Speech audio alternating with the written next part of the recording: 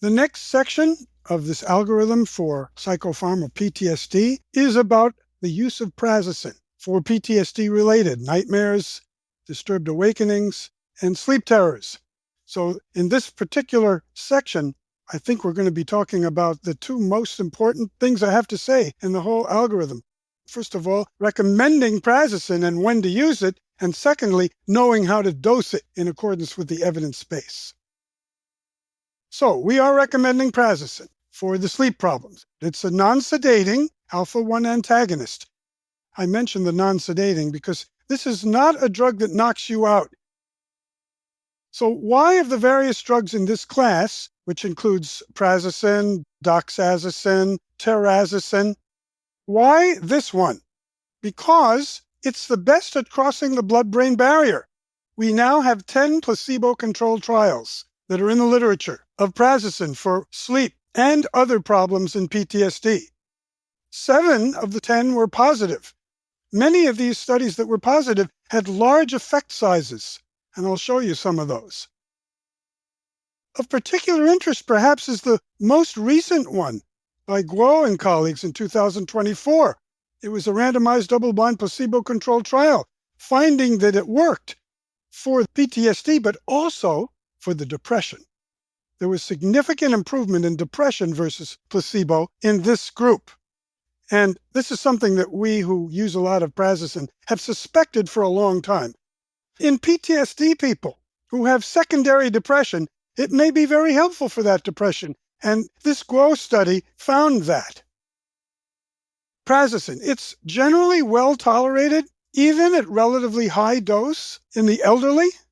There was a review in 2020 of use of the drug in various elderly people, not a controlled study, just experience case series in the VA, finding that older people can sometimes tolerate quite high doses. A key predictor of who responds to Prazosin, who has PTSD, is if they have high blood pressure. And Dr. Raskind has dubbed that the adrenergic subtype of PTSD. Now keep in mind, they may have had high blood pressure which has been treated by the time you see them. They may be on an antihypertensive med already. When you add Prazosin, you may have to reduce or stop one or more of the other blood pressure meds to make room for the Prazosin in there and not produce unwanted low blood pressure. There is a significant risk of syncope from low blood pressure. About 1% of people could get that, but hopefully it can be prevented with appropriate cautioning of the patient to not leap out of bed in the morning or in the middle of the night when they might get up to urinate or otherwise, and sit on the edge of their bed for half a minute, be sure they're not going to be lightheaded, stand up, do the same thing, be sure they're not lightheaded, rather than rushing off to the bathroom and starting to pee. Now in the study by Raskind's group in 2013, this was a little bit larger study with 67 people in it, 15-week total. It was mostly male veterans, and 16% dropped out from both the placebo and Prazosin groups. Anyway, the results on this study were clinical global impression of response scores showed 64% responders on Prazosin, 27% on placebo, number needed to treat 2.7, but all other outcome measures beside number needed to treat strongly favored Prazosin. There was no difference in blood pressure. 2 placebo patients became suicidal. Now, the next study by Raskind once again found no efficacy. It's one of the 3 negative studies. So there's been a lot of head scratching about this. Do we think that it negates all the other positive data? No. It did show a need, though, to find predictors of response because some people don't respond, clearly. And as I already mentioned, higher starting blood pressure predicts greater response. But in this study, the patients had normal blood pressure. They were selected for that. Suicidality is a possible predictor of poor response, too. That wasn't particularly prominent in this study, though. And another reason why this study might have failed is that they didn't allow them to have trazodone to help them fall asleep. If they were on it, they had to go off it. And probably many of them would have been reluctant to do that because they were could not be promised that they would get any benefit on falling asleep from their Prazosin. And furthermore, everybody in the study was not allowed to have any psychotherapy. That also probably led to a lot of people not volunteering. So it was a peculiar population, we think. We think Prazosin remains the best treatment that we have. There have been at least 4 meta-analyses of all the PTSD Prazosin studies, including this negative one, comparing the results with other drugs that we have for PTSD. All those meta-analyses, every one, concludes that Prazosin is the most effective treatment we have. So we remain in accord with all of them and enthusiastic about it. And you should contrast that with sertraline, which is one of the 2 FDA-approved SSRIs for PTSD.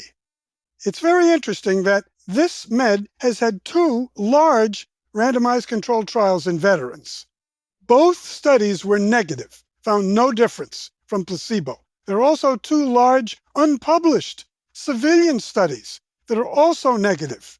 The drug got approval from submitting 2 studies in civilians. Over 3/4 of the study participants were women, mostly with sexual trauma.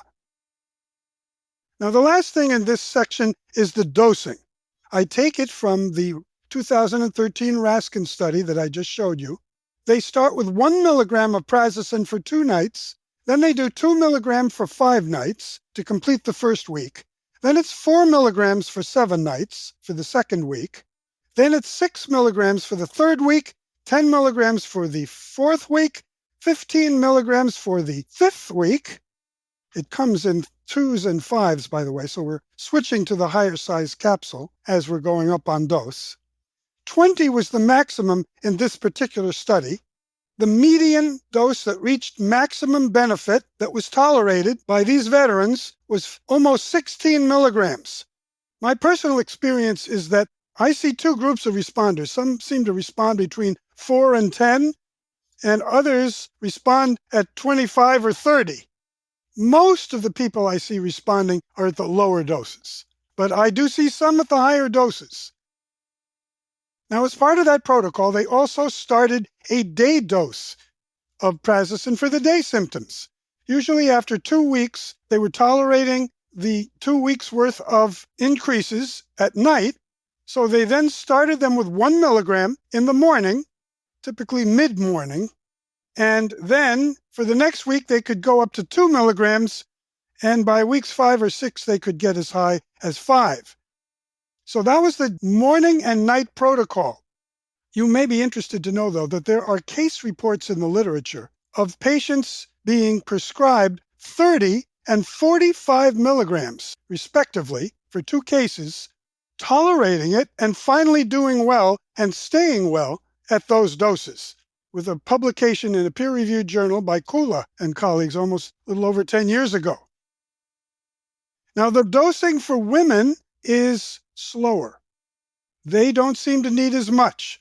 Raskind does 1 milligram for 2 nights again, but then 2 milligrams for the rest of 2 weeks rather than 1 week. So 12 more nights of 2 milligrams. Then if they still are tolerating it and not having satisfactory results on their nightmares and disturbed awakenings, then they go to 4 milligrams, 6 milligrams. 10 was the maximum in this study, but the median dose was 7 for the women. And as far as the morning dose, between weeks 2 and 3, they would do 1 milligram and then go to 2 for up to 5 weeks. We don't know why women seem to need less. So that concludes this section on use of Prazosin, which I will now summarize the key points of. In this section, the evidence on Prazosin was outlined. There have been 10 placebo-controlled trials published, of which 7 were positive.